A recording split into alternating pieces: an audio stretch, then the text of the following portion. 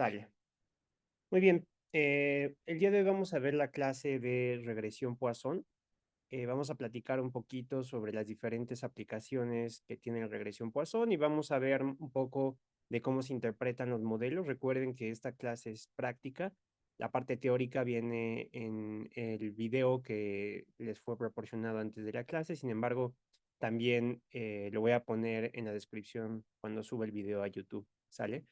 Entonces, vamos a utilizar ahorita tres paquetes. Primero, la paquetería de Pacman, que nos sirve para cargar paquetes. Esto lo podemos ver aquí en la línea 6. Y en la línea 7 voy a utilizar tres paquetes, que es Multicomp, Pander, Mass y Tidyverse. El día de hoy vamos a trabajar con un conjunto de datos, que son datos simulados, que voy a descargar desde esta liga que ustedes pueden ver aquí.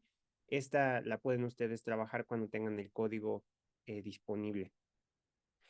Básicamente, una de las cosas importantes que tenemos que entender sobre la regresión Poisson es que la regresión Poisson, a diferencia de la regresión lineal, lidia con datos que son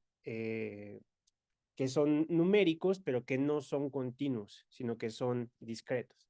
Entonces, una de las primeras cosas que tenemos que entender es que la regresión Poisson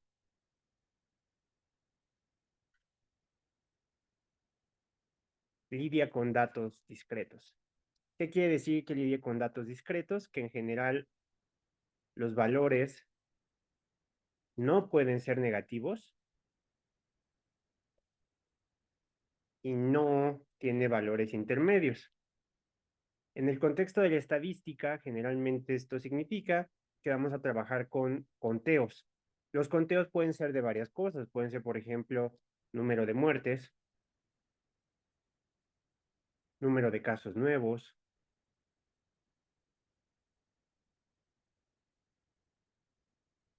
o también puede ser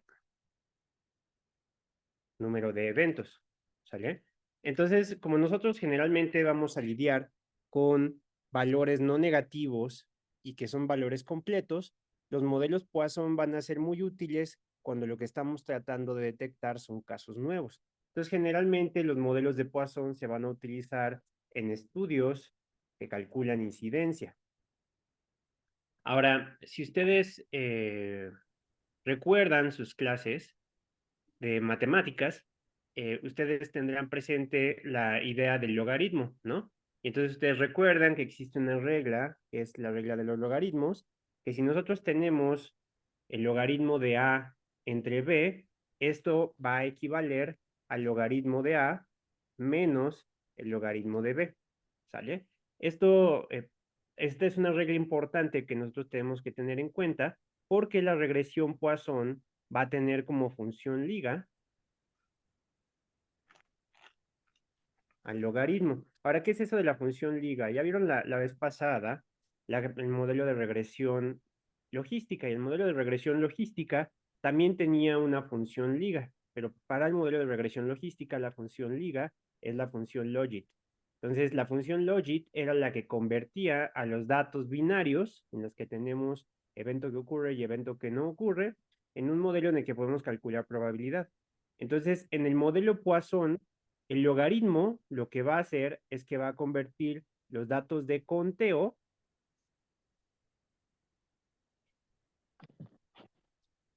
en un modelo de probabilidad, ¿sale? En donde nosotros vamos a tener que la probabilidad se distribuye de una forma Poisson. Entonces aquí tenemos en este conjunto de datos, habiendo entendido ese punto, un conjunto de datos donde vamos a ver diferentes escuelas, ¿sale? Vamos a ver si tienen un programa vocacional, cuál es la media que tienen de calificaciones en matemáticas y el número de premios que obtiene la escuela, ¿sale? Entonces, vamos a hacer una pequeña evaluación de cómo están distribuidos estos datos para que podamos entender por qué el modelo Poisson puede ser el de mayor utilidad, ¿sale? Entonces, primero voy a utilizar, y pueden ver ustedes esto aquí en la línea 23 de nuestro código, pongo nuestros datos que guardé como el conjunto de datos dataset, y mediante ggplot voy a tomar la variable número de premios. Si nosotros recordamos, voy a hacer un summary rápido. de dataset. Y dataset lo que tiene es un conteo de aproximadamente, bueno, déjenme verlo un poquito con Glimpse,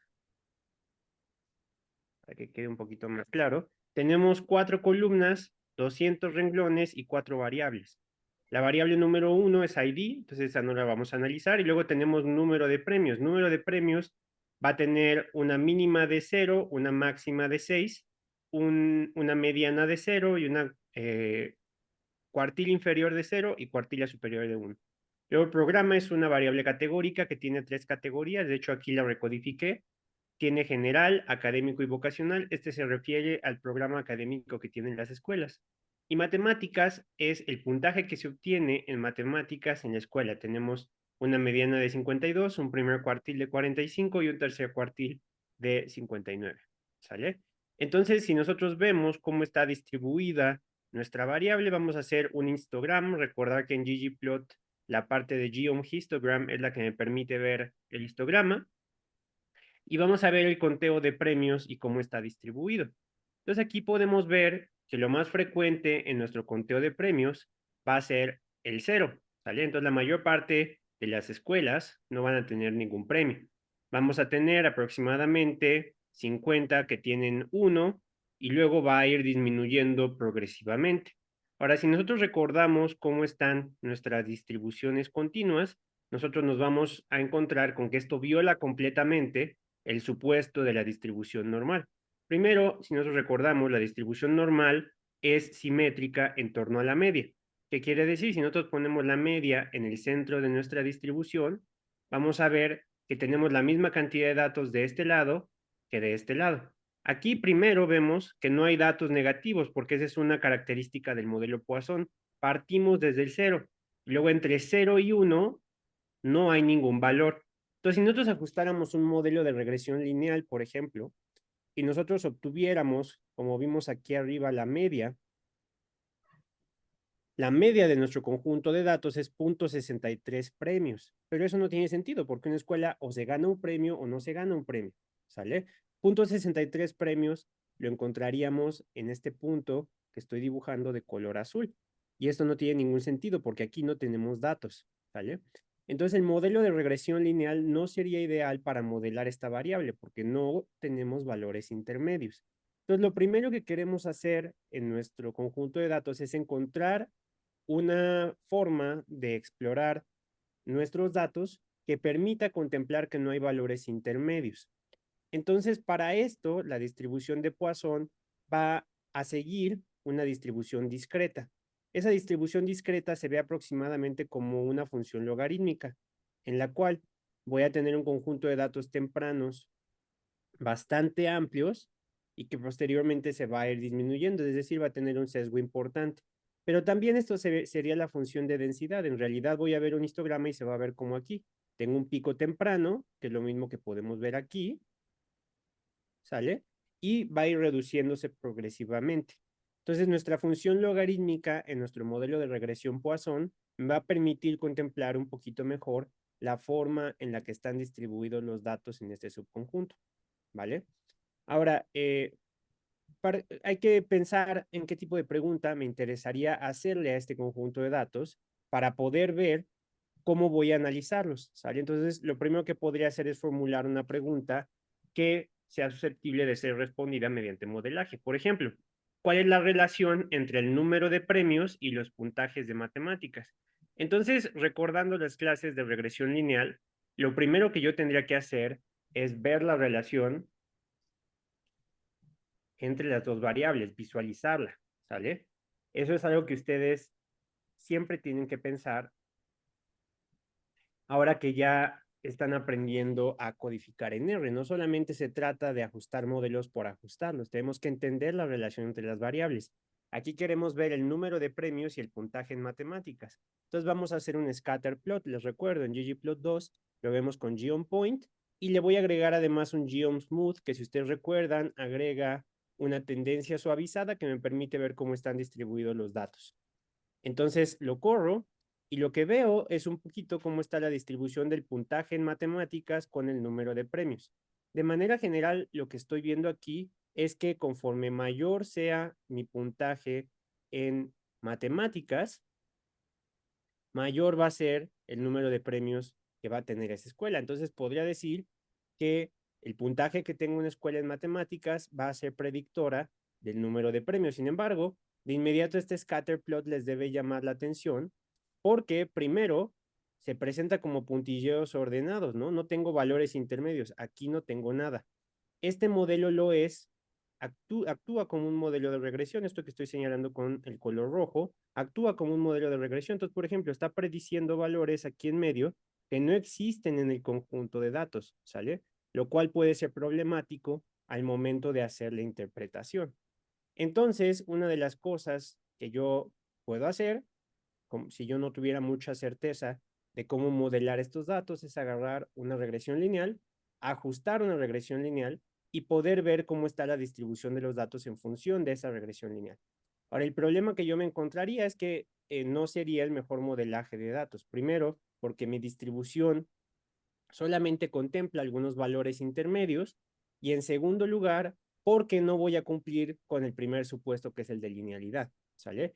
A pesar de que yo estoy viendo que puedo forzar una regresión lineal, de hecho yo podría agarrar y hacerlo aquí, ¿no? En GeoSmooth puedo poner method, puedo ponerle LM y eso cambiaría totalmente, vean, puedo forzar una regresión lineal, sin embargo de inmediato aquí estoy regresando, este es el gráfico con regresión lineal, este es el gráfico sin regresión lineal, y puedo ver que en realidad está identificando un modelo que tiene relaciones no lineales, ¿vale? ¿Eso qué significa? Que puedo hacer un modelo de regresión lineal, sí, pero tendría que hacer una transformación. Lo mejor o lo ideal para contemplar el tipo de conjunto de datos que yo puedo hacer es utilizar un modelo Poisson. Entonces vamos a ver qué pasa si yo lo ignoro. Entonces ajusto un modelo de regresión lineal. En la línea 50 pueden ver ustedes cómo estoy poniendo linear model, que es la indicación del modelo de regresión lineal. Y voy a poner el número de premios y con que se distribuye. Acuérdense que la tilde dice distribuir el número de premios en función de la variable matemáticas, ¿vale? Entonces esto le voy a poner en nuestro conjunto de datos, que va a ser dataset, ¿vale? Si yo veo el summary aquí en mi modelo de regresión lineal, lo que voy a ver es que en efecto, de hecho lo había visto desde el modelo inicial. Yo voy a tener un modelo de regresión lineal donde voy a confirmar que el puntaje en matemáticas, como ustedes pueden ver aquí abajo, está asociado un aumento de un punto en matemáticas con punto 0,55 aumentos en el número de premios, ¿no? Entonces, lo que esto estaría diciendo es que si una escuela tiene 40 y sube a 41, aumentarían sus premios en punto 0,55. Eso no es muy ilustrativo, ¿sale? Sin embargo, vemos que alcanza significancia estadística y de hecho tiene una R cuadrada no ajustada de 24,71. O sea, el puntaje en matemáticas explica el 24,71% del número de premios. Entonces, si ustedes están apenas aprendiendo a modelar, básicamente podrían concluir aquí, ¿no? Y decir, ajuste un modelo que me dice, en efecto, el puntaje en matemáticas aumenta en .056 el número de premios, ¿no? E incluso podrían reportarlo. Ahora vamos a ver qué pasa si yo hago una validación de supuestos. Entonces, vamos a validar primero el supuesto de normalidad de errores. Entonces yo voy a tomar y voy a hacer una visualización del histograma en mi objeto M0. Voy a sacar mis residuales. Acuérdense que para que se valide este supuesto, debo alcanzar una distribución normal. Ahora, cuando yo veo aquí mi distribución de residuales, veo que hay un sesgo importante de mis residuales. ¿Esto qué significa? La mayor parte de mis residuales van a caer antes de cero, es decir, los modelos se van a equivocar cuando predicen valores negativos, en efecto, porque no debería estar prediciendo valores negativos, ¿sale? De hecho, mi mediana, si ustedes la pueden ver, está cerquita de cero, pero mi cuartila 1 da de menos 0,5, mientras que mi cuartila 3 da de menos 0,29, entonces no es simétrica en torno a la media. Ahora yo puedo agarrar y si cargo mi paquete Nortest, lo voy a poner aquí arriba. Nortest, acuérdense, me incluye mis pruebas de normalidad, ¿no? Y entonces voy a hacer mi prueba de Anderson-Darling. Y mi prueba de Anderson-Darling lo que va a hacer es que me va a permitir calcular si mi distribución se aproxima a una distribución normal. Entonces, pongo mi test, meto M0, residuales, y la hipótesis nula de mi modelo de Anderson-Darling va a ser que mi distribución es normal. Si yo rechazo la hipótesis nula, entonces digo que no es normal. Aquí con este valor de P, que es menor de 0.05, yo voy a estar rechazando la hipótesis nula y por lo tanto no puedo validar el supuesto de normalidad de errores, ¿sale? El supuesto de linealidad ya lo había explorado gráficamente y de hecho aquí se ve claramente que no se valida el supuesto de linealidad. Y si después tomo y trato de validar el supuesto de homoscedasticidad de varianza, eso está en Lemaire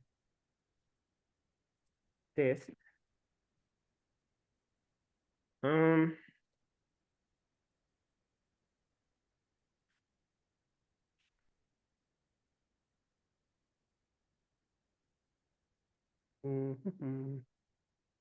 Denme un segundito.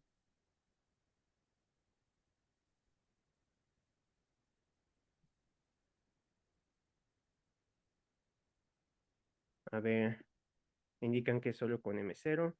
No, pero creo que no cargué bien el paquete. A ver, déjame checar. Entonces, BP test está en el paquete LM test. Es que se parecen los nombres. No, disculpa. Entonces, no es LMR test, es LM test. Ajá. Y entonces, ahora sí, el supuesto de homocedasticidad de varianza o de varianza constante me dice que yo debería de tener, o los errores deberían de ser predecibles a lo largo del rango de una variable. Y entonces, si yo tomo mi prueba de Breusch-Pagan, que también la hipótesis nula de la prueba de Breusch-Pagan es que yo eh, tengo homocedasticidad de varianza. Entonces, si yo rechazo la hipótesis nula de homocedasticidad de varianza, no valido el supuesto. Y aquí como tengo un p-value menor de 0.05, lo que voy a tener es que no valido homocedasticidad de varianza. Entonces ya tengo tres supuestos que no se validan ahora. Puedo de todas maneras aventarme y querer reportar un modelo de regresión lineal. O lo que puedo hacer es considerar la otra distribución que se puede ajustar a estos datos, que es el modelo Poisson. Entonces esto lo voy a guardar en M0 y después voy a ajustar mi modelo Poisson. Ahora, ¿qué hace mi modelo Poisson? Primero vamos a empezar sin esto y ahorita regreso a este punto. Entonces, primero, vamos a ajustar un modelo. Voy a utilizar la función GLM, que es Generalized Linear Model. Y Generalized Linear Model puede acomodar todos los conjuntos de regresiones que me interesan. En la clase pasada vieron el modelo de regresión logística. Ahorita vamos a ver el modelo de regresión Poisson. La única diferencia es la función liga. Esta función liga es la transformación que yo le aplico a mi variable dependiente a través de la cual yo voy a poder ajustarla a un modelo, ¿sale? Entonces voy a hacer un modelo Poisson para predecir el número de premios en función del puntaje de matemáticas utilizando la distribución de Poisson, ¿sale? Y entonces esto se va a ver bastante parecido a mi modelo de regresión lineal. Vamos a empezar a ver cómo se ve el output aquí abajo. Primero voy a partir mencionando el call, Generalized Linear Model del número de premios distribuido en función del puntaje de matemáticas, utilizando la distribución de Poisson. Y voy a ver de entrada que mis coeficientes ya son un poco distintos. El coeficiente de matemáticas es de 0.086 para el conteo de premios. Esto tiene una asociación estadísticamente significativa y veo que mi GLM no me calcula R cuadrada. ¿Por qué no me calcula R cuadrada? Porque los residuos se calculan diferentes. Aquí en nuestros modelos de regresión lineal nosotros no vamos a utilizar ANOVA, perdón, en los modelos Poisson no vamos a usar ANOVA como en los modelos lineales. Entonces, en los modelos lineales, nosotros vamos a descomponer la varianza utilizando una metodología que se llama ANOVA. ANOVA es el análisis de varianza, ¿sale? Entonces, si descomponemos la varianza mediante ANOVA, nosotros podemos calcular qué tanto de la varianza se explica por las variables dependientes e independientes. Mientras que en los modelos lineales generalizados, a menos que sean un modelo lineal general, nosotros vamos a descomponer la devianza, ¿sale? Y para esto nosotros no vamos a utilizar ANOVA, aunque se puede hacer una variedad de ANOVA que modela devianza, ¿sale? Entonces, en el modelo Poisson, nosotros nos vamos a fijar en la devianza. Y entonces, la devianza nula que tenemos aquí es la variabilidad que captura nuestro modelo si no tuviera ningún predictor. Esto es 287.67. Y luego tenemos la devianza residual, que es la variabilidad no capturada por el modelo. Un modelo que captura variabilidad va a tener una diferencia importante entre estas dos, porque la diferencia de la devianza nula menos la devianza residual es la devianza capturada por el modelo. Y de hecho, a partir de esa se puede calcular un tipo de R cuadrada que nos pueda servir para calcular qué tanto está capturando de variabilidad, ¿sale? Y luego otra cosa que nos arroja nuestro modelo lineal generalizado es A y C. A y C es el criterio de información de Akaic o Akaique, ¿sale? Y este que me dice qué tanta información calcula el modelo, ¿sale? ¿Y eso qué significa? Captura el modelo. ¿Y eso qué significa? Entre más información capture el modelo, mejor va a ser. Entonces, el criterio de información de Akaique se cambia en función de qué tanta información capture el modelo. De manera general, y esto lo voy a poner aquí abajo, entre menor sea el A y C, mejor es el modelo. Ahora van a decir ustedes, ¿por qué es mejor si captura más información? Porque bueno, el A y C se deriva de, de una función que se llama función de verosimilitud, ¿sale? Y esto me dice qué tan bueno es mi modelo para predecir algo. Entonces, es el logaritmo de la función de verosimilitud. Y la función de verosimilitud, entre más grande sea, va a capturar más información. Por lo tanto, entre más pequeño sea mi criterio de información de Akaique, lo que yo voy a estar teniendo es mayor función de verosimilitud, es decir, son recíprocos. Mayor función de verosimilitud, menor criterio de información de Akaique. Entonces, entre más pequeñito sea mi criterio de información de Akaique, mejor va a ser mi modelo.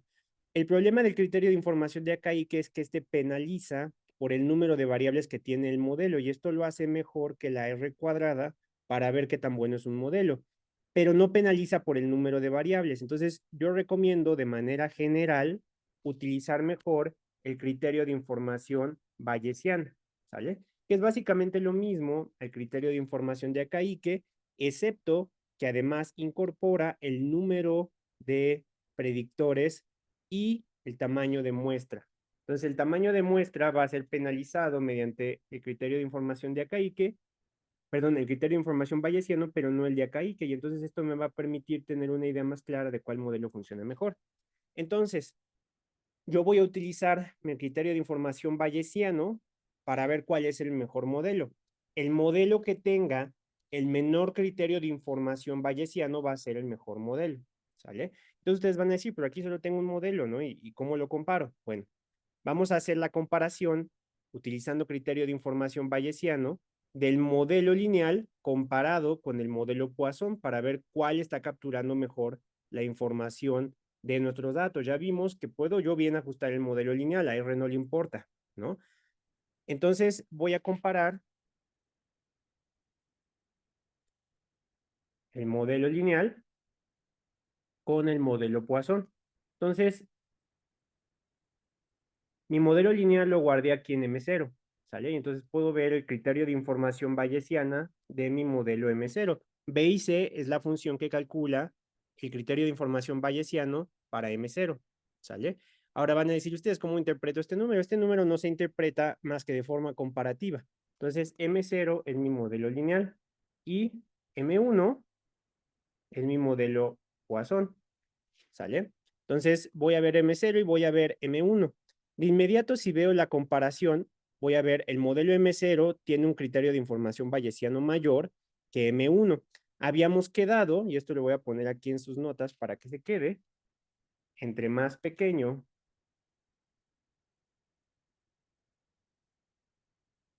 sea el BIC, mejor es el modelo. Entonces, aquí el mejor modelo que yo estaría teniendo sería precisamente mi modelo Poisson. Estoy viendo que mi BIC se reduce hasta 390 comparado con 546. Son las mismas variables. La única diferencia es que aquí estoy considerando la distribución correcta. ¿Sale? Ahora, si yo quisiera hacer la interpretación de mi modelo, vamos a regresarnos tantito aquí arriba. ¿Sale? Entonces tengo mi modelo Poisson. ¿Y cómo lo reportaría? Esa es una de las cosas que siempre deben preguntar cuando estén teniendo una clase de modelos, ¿no? ¿Cómo reporto este modelo Poisson? Bueno, puedo yo agarrar y reportar el coeficiente beta y además puedo calcular mi intervalo de confianza que ahorita se los enseño. Reportar coeficiente beta con intervalo de confianza. Sin embargo, si nosotros nos vamos a la definición del modelo Poisson, el modelo Poisson se define de la siguiente forma. Voy a tomar el logaritmo de mi variable y, que es mi variable dependiente. Y entonces aquí voy a tener beta 0, que multiplica o que va a ser mi intercepto, beta 1, y beta 1 va a estar multiplicando a mi variable x1, ¿no? Entonces, la clave es que estoy teniendo transformado con función logarítmica, que es lo que va a hacer esta liga Poisson de aquí, a mi variable del número de premios. Entonces, ¿cómo interpretaría esto? Estaría interpretando que cada cambio de una unidad en el puntaje de matemáticas aumenta en 0.086 el número de conteos transformado en logaritmo de mi variable y, ¿sale? Entonces, en realidad no es muy intuitivo que digamos, por lo que por lo general se le va a hacer una transformación exponencial a este coeficiente. Acuérdense que el inverso de log y es x de y. X de y es lo mismo que e a la y, ¿sale? Entonces, si yo tomo la exponencial de mi coeficiente, voy a poder tener una interpretación en términos del número de conteos, ¿sale? Entonces, vamos a hacerlo. Yo lo pongo aquí, en mi modelo Poisson, aquí abajito, en mi línea 63, y voy a poner x de mis coeficientes de M1. Entonces, coef de M1 lo que va a hacer es que me va a extraer tanto mi intercepto como mi coeficiente beta 1, ¿sale?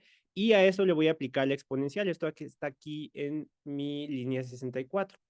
Y al correrlo, entonces voy a tener que cada aumento de 1 en mi puntaje de matemáticas me va a aumentar en 1.089 el conteo de, o bueno, en este caso, me aumentaría en 1.090 mi conteo de número de premios, ¿sale? Ahora, aquí hay que tener un poquito de cuidado al momento de hacer la interpretación. ¿Por qué? Porque va a depender enteramente del valor promedio. O sea, esto es con respecto al promedio. ¿Por qué? Porque toma el promedio general de mi variable x1 y a partir de esa se hace el cálculo. Y el intercepto me sirve como un factor de ajuste para poder modificar la variabilidad que yo tengo. Ahora, si yo veo, déjenme regresar tantito aquí arriba y voy a borrar esto que tengo acá. Voy a ver que mi intercepto es de menos 5.33, entonces mi intercepto está modelando a la baja. Mi puntaje de matemáticas multiplicado por mi estimador me va a dar mi intercepto, ¿sale? Entonces vamos a ver, por ejemplo, qué obtendría yo si estuviera calculando un conteo para una escuela que tuviera un puntaje de matemáticas de 46. Para eso primero vamos a ver el conjunto de datos. Veo dataset y voy a ver que, por ejemplo, una escuela con un puntaje de 46 aquí tiene 0 premios, ¿no?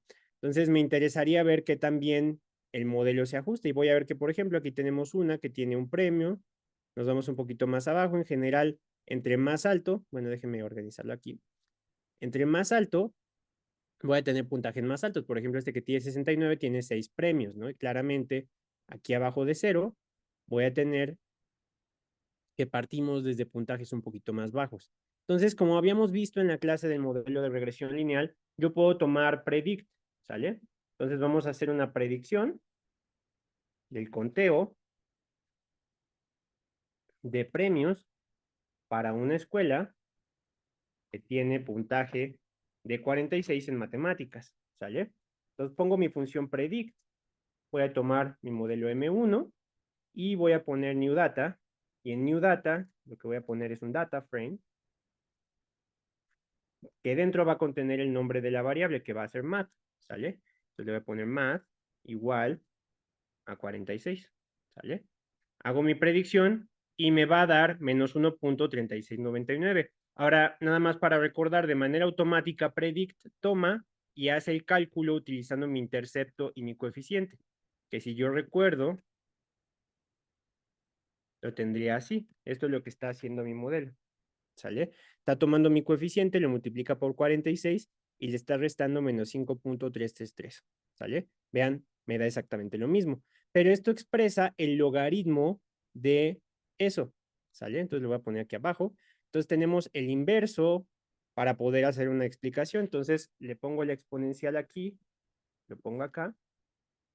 Entonces me estaría prediciendo 0.25 premios. Ahora ustedes me van a decir, doctor, no me había dicho, no había valores intermedios. En general sí. Entonces, para que se ajuste a una distribución Poisson, lo que puedo hacer es simplemente redondearlo, ¿sale? Entonces hago un round y lo calculo. Ahora, ¿por qué el modelo me predice con decimales? Me predice con decimales porque el modelo es una aproximación, ¿sale? Sin embargo, si yo tomo la versión redondeada de esta aproximación, voy a ver que me predice 0, ¿no? Entonces, en función general, me estaría prediciendo 0 premios para una escuela que tiene un puntaje de 46 y eso tiene sentido. Si yo veo organizo primero mis puntajes de matemáticas de mayor a menor y luego mis premios de mayor a menor, voy a ver que el puntaje mayor en los que no tienen premios, que está aquí abajito, es de 72, pero en general, una escuela que tiene 0 premios va a tener una media menor a 46, ¿sale? Entonces, mi modelo Poisson me va a permitir hacer esa interpretación. Otra cosa que hace generalmente el modelo Poisson, y les había comentado la ley del logaritmo que tenían que recordar, es que el logaritmo de A entre el logaritmo entre B va a ser igual al logaritmo de A menos el logaritmo de B, ¿sale? ¿Y esto qué tiene que ver con lo que estamos viendo? Que bueno, yo puedo expresar también mis conteos como tasas. Entonces ustedes recordarán, por ejemplo, la tasa de incidencia, número de casos nuevos entre número de población susceptible, por ejemplo, ¿no? Entonces, si yo considero el número de población susceptible, yo lo puedo incluir dentro de mi modelo, ¿sale? Entonces yo puedo tomar mi log de y si Y es una tasa, aquí voy a poner que Y es una tasa de A entre B, entonces yo voy a poder modelar mi log de Y utilizando algunas otras variables. Entonces puedo tener beta 0, puedo tener beta 1 y además yo puedo descomponer mi log de Y en log de A y pasar de este lado, si tuviera log de A menos log de B, puedo tomar este log de B y pasarlo al otro lado. Acuérdense que si está con signo negativo, lo voy a pasar con signo positivo, ¿sale? Entonces, al poner esto, lo que yo tengo es un modelo Poisson con offset, ¿sale? Entonces, a esta parte que se llama log de B, yo le voy a llamar offset, ¿sale? ¿Qué significa? Voy a tomar el logaritmo de mi denominador. Mi denominador pueden ser varias cosas. Si estoy trabajando en un espacio geográfico, por ejemplo, puede ser la población. Y entonces voy a obtener una tasa que podría ser, por ejemplo, el conteo de casos de diabetes dividido entre la población, entonces es una tasa poblacional. Entonces lo que estaría modelando con esto sería la tasa de incidencia, ¿sale? ¿Por qué? Porque al momento en que yo quiera exponenciar mis coeficientes beta, voy a pasar este restando hacia acá y entonces voy a tener el logaritmo de A entre B, que es exactamente lo mismo. Y entonces ahora al momento de exponenciar, que es esto que hace aquí, lo estaría interpretando en función de la tasa de incidencia. Cuando yo hago esto que estoy haciendo aquí al incluir mis tasas, entonces voy a tener una adaptación que es importante. El logaritmo de beta 1 va a ser igual a una razón de tasa de incidencias o IRR, ¿sale? Ahora, el incidence rate ratio se parece muchísimo al odds ratio en el sentido de que se interpreta igual. Un valor mayor a 1 de incidence rate ratio me dice que aumenta la probabilidad o la incidencia con cada unidad de aumento. Y uno menor de 1, es decir, entre 0 y 1, me dice que disminuye, o lo que es lo mismo. Si es mayor a 1 es de riesgo, si está entre 0 y 1 es protector. ¿Sale? Entonces, mi modelo de regresión Poisson me puede incluir un conteo de tasas. ¿Sale? Eso es algo que es importante contemplar. Entonces, si yo tuviera en este conjunto de datos el número de estudiantes que tiene cada escuela, yo podría ver cuántos premios por número de estudiante voy a poder obtener, ¿no? Asumiendo que los premios se los dan a los estudiantes. Y entonces con eso podría obtener una tasa de incidencia de premios ajustada a la población de estudiantes. Si yo no tengo eso, entonces exponenciar mis coeficientes beta no me da incidence rate ratios. Entonces solamente el modelo que tiene offsets me da incidence rate ratios. El que no, la exponencial simplemente me ajusta la cantidad de conteos que yo estoy obteniendo. ¿Sale? Ahora, en este caso, nosotros no vamos a ajustar un modelo que tenga un offset, pero es importante que lo conozcamos. Si nosotros queremos hacer un modelo multivariable, vamos a obtener lo mismo. ¿Qué pasa si ahora incluyo, si tiene un programa general, vocacional o académico, además del puntaje de matemáticas? Entonces puedo meter otras variables.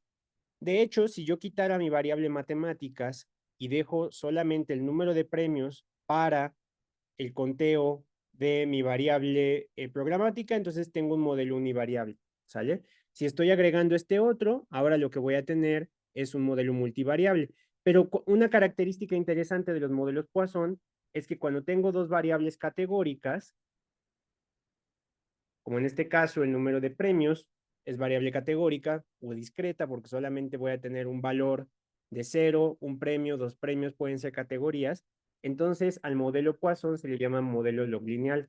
Si ustedes en algún momento llegan a ver esto, un modelo Poisson donde el único predictor es una variable categórica se llama modelo log lineal. Si meto otra variable categórica sigue siendo log lineal, pero en el momento en que meto una variable como matemáticas, entonces ya es modelo Poisson y no es log lineal, simplemente es una cuestión de semántica, ¿no?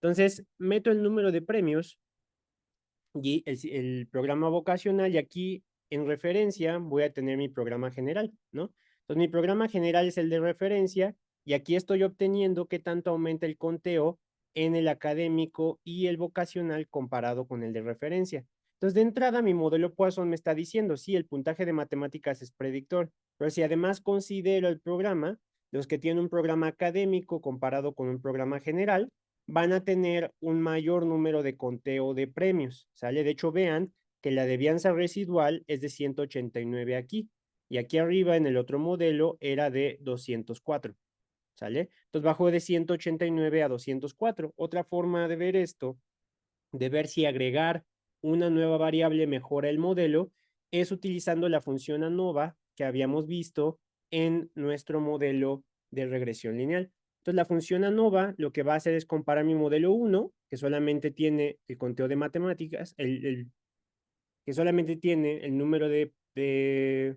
aciertos o la calificación matemáticas, y mi modelo M2, que además incluye el programa. Entonces, ya vi que es significativa, pero siempre es importante ver que contribuya al modelo. Y esto lo puedo hacer con una prueba de devianza, ¿sale? Entonces, ¿qué es la prueba de devianza? La prueba de devianza compara dos modelos para ver cuál es el mejor. Entonces, esta es una forma de comparar de manera objetiva, es decir, con un p-value, mi modelo 1 comparado con mi modelo 2. Entonces, yo lo corro y aquí estoy obteniendo una evaluación que me permite comparar el modelo 1, que simplemente incluye matemáticas, con este que incluye el tipo de programa, ya sea académico, vocacional o general, y el de matemáticas. Entonces aquí estoy viendo que la devianza se reduce en 14 puntos, ¿sale? Con lo cual podría tener que mi modelo está capturando más información. De manera complementaria, me puedo ir yo aquí y calcular el BIC. Entonces veo el BIC de mi modelo 1, tengo 390.67, y el BIC de mi modelo 2. Recordar que el BIC entre más pequeño es mejor. Ahora ustedes van a decir qué tan pequeño debe de ser. Bueno, como regla de pulgar, esto es una generalización, ¿sale? Debe de haber al menos una diferencia de 2 puntos en el BIC para considerar que mejora el modelo, ¿sale? Y entonces aquí tengo 390 y disminuye a 386, que es una diferencia de 4 puntos, por lo cual puedo decir que mi modelo M2, que es el que tiene el BIC más bajo, sí tiene una mejoría significativa con la inclusión de la variable del programa, ¿no? Entonces, ahora puedo yo agarrar y hacer una interpretación. Vamos a calcular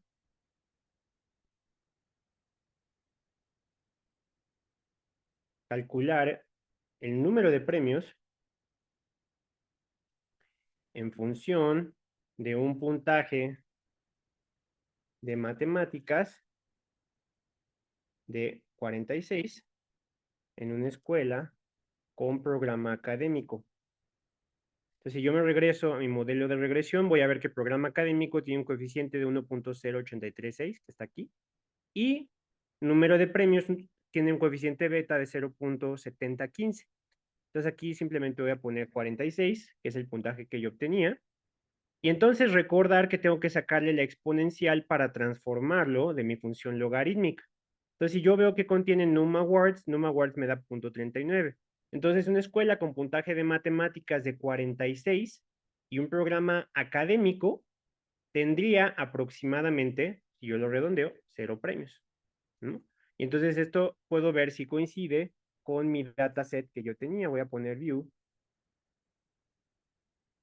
dataset, y entonces puedo yo organizar mi número de premios, mis programas y mi puntaje de matemáticas. Y después voy a organizar el número de premios. Si preguntan por qué yo hice secuenciales, porque eso organiza mi conjunto de datos. Entonces, primero me va a aparecer académico, luego me va a aparecer vocacional y luego general para cada uno de ellos. ¿Sale? Entonces me voy a mi puntaje de 46. Vamos a ver cuántos tienen premio y un puntaje de 46. Y en general sí existen algunos. Entonces, mi modelo no necesariamente va a ser tan preciso, ¿sale? De hecho, yo puedo calcular lo que era lo que tenía hace un momento para todo el conjunto de dataset math, ¿no? Y entonces puedo ver aquí el número de premios para cada uno de mis modelos y puedo ver, por ejemplo, comparar esto con lo que yo obtengo en mi dataset real. Y de hecho, le voy a poner con un cbind y voy a poner aquí mi predicción, que es esto, o un data frame mejor. Entonces voy a poner mi predicción, es el número de awards, y mi valor real va a ser dataset num awards. ¿Sale? Déjenme ponerlo con round para que no sea tan confuso. Y entonces, aquí tengo mi predicción y mi número real, ¿no? Entonces, vean que para el 0, para la mayoría lo hace bien. Aquí tenemos algunos donde me puedo empezar a equivocar. Para el 1, en realidad es bastante inconsistente. Vamos a ver que, por ejemplo, aquí había 3 premios, solo predijo 1. En algunos está prediciendo un premio y no hubo. Y en general puedo ver qué tanto mi modelo está o no equivocando. Es una forma en la que yo puedo ver esto gráficamente si yo pusiera, por ejemplo, los dos histogramas uno sobre el otro y los estuviera comparando, ¿sale? Pero ahora, eso a lo mejor no es lo importante. Lo importante es tener un modelo que es parcialmente explicativo, ¿no? Y entonces este es un modelo que parcialmente me podría explicar esto. Ahora, así como en el modelo de regresión lineal hay supuestos, en el modelo de regresión Poisson también hay supuestos. Si yo recuerdo mi distribución de Poisson va a tener un parámetro. Este parámetro va a ser lambda. Y lambda es una medida de intensidad. Es decir, es el conteo promedio que yo esperaría por unidad de tiempo o por unidad espacial. ¿Sale? Es decir, si yo tuviera un lambda de 5, querría decir que yo esperaría 5 casos por día, por ejemplo, si estuviera midiendo por día, o 5 casos por región, si estuviera midiendo por región. Ahora, algo interesante del parámetro lambda es que si yo saco la varianza de lambda, la varianza de lambda es lambda. Es decir, puedo tener 5 casos o puedo tener 0.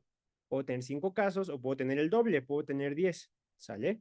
Entonces, para que mi mi regresión de Poisson satisfaga este supuesto de sobredispersión, debo de tener que lambda debe de ser igual, o la varianza, perdón, debe de ser igual a lambda. Y si mi varianza no es igual a lambda, entonces yo digo que tengo sobredispersión. Entonces, la prueba de sobredispersión me va a permitir ver qué tanto mi varianza se parece a lambda, ¿sale? Y entonces aquí vamos a hacer una prueba de sobredispersión. Voy a tomar mi modelo M2, que si recuerdo, tengo mi programa y mi puntaje de matemáticas, y voy a poner un data frame que va a incluir la devianza residual, mi número de grados de libertad residuales, y va a hacer una prueba de G cuadrada para ver si existe o no existe evidencia de sobredispersión, ¿sale? Entonces, voy a ver mi devianza residual, me va a dar los grados de libertad. Esta es una función escrita a mano, porque en realidad lo que tendría que hacer es obtener mi devianza y dividirla entre mis grados de libertad. Entonces, divido mi devianza entre mis grados de libertad, y si esto es mayor a 1, entonces voy a tener evidencia de sobredispersión. Lo puedo hacer aquí manualmente, ¿no? Y entonces tengo mi devianza residual dividida entre mis grados de libertad y me va a dar muy cerquita de 1. Como no es mayor a 1, no tengo evidencia de sobredispersión. Sin embargo, aquí además lo comparo con una distribución G cuadrada, que es lo que estoy haciendo aquí en la línea 104, y con ello no rechazo la hipótesis nula de mi hipótesis nula es que no hay sobredispersión. No rechazo mi hipótesis nula de sobredispersión, entonces le voy a poner aquí H0 es no sobredispersión. Y si yo la rechazo, entonces no tengo evidencia. Ustedes podrían simplemente tomar esta devianza residual y dividirla. De hecho, aquí lo puedo ponerle el ratio, que sería deviance entre df residual. Me falta una coma. Y entonces vean que aquí me da ahora la devianza residual, el degrees of freedom, el ratio, y si este ratio no es mayor a 1, entonces ya no esperaría yo ver un p-value. Así vamos a ver esto mismo, pero con mi modelo M1, a ver si se sigue satisfaciendo. Mi modelo M1, si yo recuerdo, solamente incluye mi puntaje de matemáticas, ¿sale? Entonces lo calculo. Entonces aquí ahora tengo un ratio ligeramente mayor a 1. Entonces aquí sí podría decir, híjole, podría haber sobredispersión, y entonces el p-value me puede ayudar a tomar la decisión, porque esto lo compara con un intervalo de confianza, y el intervalo de confianza debe estar totalmente del lado de 1, ¿no? Y entonces aquí veo que tanto mi modelo M2 como mi modelo M1 cumplen con sobredispersión. Ahora, ¿qué pasaría si tengo sobredispersión? ¿Sale? Lo primero es que puedo seguir usando mi modelo Poisson, pero tengo que recalcular mis errores estándar. Los errores estándar, voy a poner aquí de nuevo el summary de mi M2, están aquí. Acuérdense que siempre en mis modelos de regresión me da mi coeficiente beta, me da mis errores estándar, y después me da un cuantil Z, que es al que le hago la prueba de hipótesis, para ver si obtengo o no significancia estadística en mi modelo. Estos errores estándar generalmente se calculan de forma normal, pero si yo tengo sobredispersión, tengo que aplicar una corrección. Esta corrección se llama corrección de sándwich, ¿vale? Entonces, aquí, por ejemplo, tomo mi modelo M0 y voy a utilizar mi paquete sándwich para recalcular mis errores estándar. Entonces, aquí lo que obtengo primero es una matriz que se llama matriz de covarianzas. La obtengo aquí. Y esta matriz de covarianzas me va a decir cómo covaría uno de mis interceptos con respecto a los otros coeficientes. Tomo la raíz cuadrada de estas covarianzas y me va a dar mis errores estándar. Entonces, aquí tengo mis errores estándar. Vean que nada más vamos a ver como ejemplo este que es 0.321 y este de aquí es 0.358. Entonces, el error estándar es distinto. Como la forma de calcularlo proviene de otra aproximación matemática, van a dar ligeramente distintos, por lo que los intervalos de confianza van a ser distintos y los p-values van a ser distintos. Entonces, con esta función que está escrita aquí a mano, podemos tomar nuestros coeficientes, mis errores estándar, y aplicar un p-value específico para estos errores estándar con esta corrección de sándwich, ¿sale? Ahora, aquí no me va a salir muy distinto. ¿sale? Ve que aquí mi p-value sigue siendo significativo para académico, sigue siendo significativo, sigue no siendo significativo para vocacional y sigue siendo significativo para matemáticas. Sin embargo, mis intervalos de confianza salen un poquito distintos, ¿sale? Vean que mis lower limits aquí, por ejemplo, aunque alcanzan aquí significancia, mi error estándar robusto ya no da significancia estadística con un intervalo de confianza, mientras que aquí abajo sí. Entonces, si yo tuviera sobredispersión, cambiaría muchísimo la interpretación de mi modelo, ¿sale? Porque aquí en programa académico no tendría un intervalo de confianza significativo, ¿sale? Lo cual pues sería problemático. De hecho, creo que tengo algún error aquí en la forma de calcularlo porque no me capturan, pero al momento de hacer una estimación, siempre si quieren hacer corrección de sándwich, tienen que evaluar sobredispersión. ¿Qué otra cosa pueden hacer si tienen sobredispersión? Pueden aplicar un modelo cuasi-Poisson o un modelo binomial negativo. La ventaja de estos es que funcionan mediante distribuciones similares a la Poisson. Por ejemplo, aquí tomo GLM y en lugar de Poisson pongo cuasi-Poisson. Entonces, si yo hiciera mi prueba de sobredispersión y encontrara evidencia de sobredispersión, puedo ajustar un modelo cuasi-Poisson y se interpreta casi igual. ¿Sale? De hecho, vean que me da también prueba de devianza y de hecho mi devianza residual es bastante similar. Lo que cambia un poco puede ser mis coeficientes beta. Sin embargo, mis coeficientes beta aquí se van a parecer bastante porque no tengo sobredispersión. Entonces mi modelo cuasi-Poisson debe de ser casi igual. Vean aquí, 0.36981 y aquí arriba es 0.36981. Son exactamente iguales porque no tengo sobredispersión. Si tuviera sobredispersión, el modelo cuasi-Poisson sería más preciso. ¿Puedo usar cuasi-Poisson o puedo usar binomial negativo? Ahora, ¿cuándo usarían uno u otro? Bueno, el problema del binomial negativo es que se adhiere a otros supuestos. El cuasi-Poisson no se adhiere a tantos supuestos, entonces es un poquito más fácil de interpretar. Mi modelo binomial negativo es una alternativa a mi modelo Poisson que considera que la varianza puede cambiar, ¿sale? Entonces, en lugar de que la varianza siempre sea lambda, como veíamos aquí, aquí dice, bueno, ¿y qué tal si no siempre es lambda, no? Vean que la diferencia aquí es que utilizo glm.nb, ¿sale? Entonces glm.nb va a tomar lo mismo, pero ya no tengo que especificar aquí la familia. Entonces aquí arriba, con glm, tenía que decir que es de la familia Quasi-Poisson. Aquí, como ya estoy diciendo glm binomial negativo o negative binomial, ya no tengo que ponerlo. Entonces pongo el mismo modelo con negative binomial y se interpreta exactamente igual. Vean que aquí los coeficientes beta son ligeramente distintos. ¿Cuándo uso cuasi-Poisson o binomial negativo? En el contexto de sobredispersión. Entonces, si tengo una prueba significativa de sobredispersión de mi modelo Poisson no sirve y tengo que usar cuasi-Poisson o binomial negativo. ¿Cuál prefiero usar? Ahí sí depende de ustedes. ¿Sale? Yo recomiendo de manera general usar el cuasi-Poisson porque no hay tantos supuestos. Sin embargo, si quieren estimaciones más precisas, el binomial negativo va a ser una buena. Aquí abajito les dejo un poquito de cómo haríamos esta predicción. Vamos a verlo rápidamente. Aquí básicamente lo único que estoy haciendo es calculando cómo están mis conteos y voy a hacer, por ejemplo, un histograma de mis conteos, ¿sale? Que vamos a ver que se parece un poquito cuando utilizo mi modelo M2 para predecir a la distribución original, ¿sale? Y entonces voy a poder ver algunas estimaciones de cómo están uno con otro. Ahora, para la clase de hoy no incluí cómo hacemos cálculos con tasas de incidencia.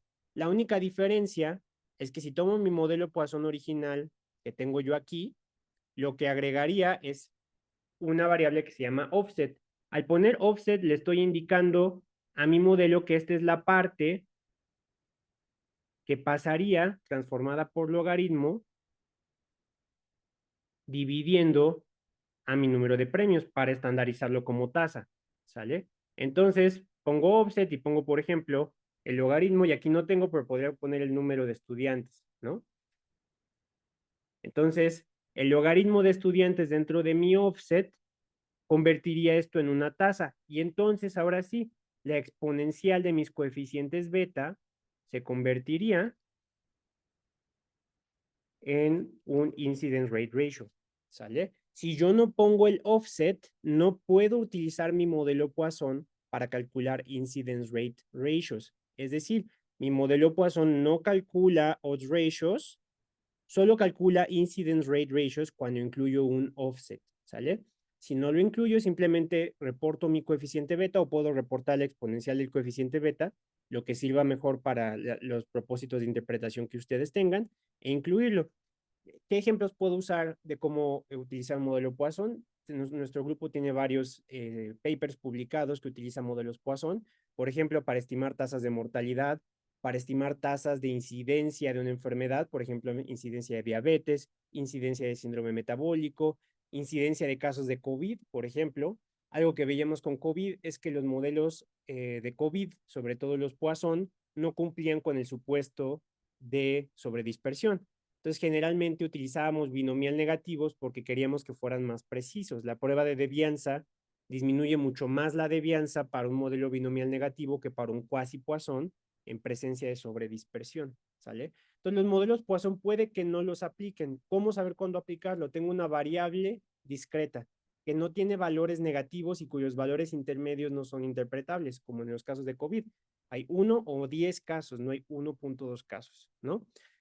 Cuando quiero modelar tasas como tasas de incidencia, tasas de mortalidad, me sirve muchísimo utilizar un modelo Poisson, ¿sale? ¿Puedo utilizar un modelo logístico en lugar de un modelo Poisson? Sí, por ejemplo, si tengo 0 y 1 codificado como mis casos incidentes, puedo utilizar un modelo Poisson, un modelo logístico. ¿Qué cambia? Cambia la interpretación.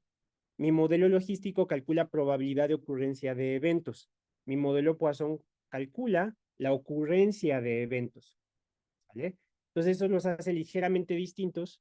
Sin embargo, siempre deben adaptarlo a lo que quiero tener. Si lo que tengo son conteos, lo mejor es un modelo Poisson. Si lo que tengo es 0 y 1 y me interesa la probabilidad, lo mejor es un modelo logístico. ¿Sale? Entonces, con esto concluimos la clase de regresión Poisson. La subo para que ustedes la tengan disponible junto con el código de la clase de ahorita. Y con esto concluiríamos la sección preliminar de modelos lineales generalizados y vamos a seguir la siguiente sesión para ver los análisis de supervivencia. ¿Sale? Acabo de... Un momentito, perdón.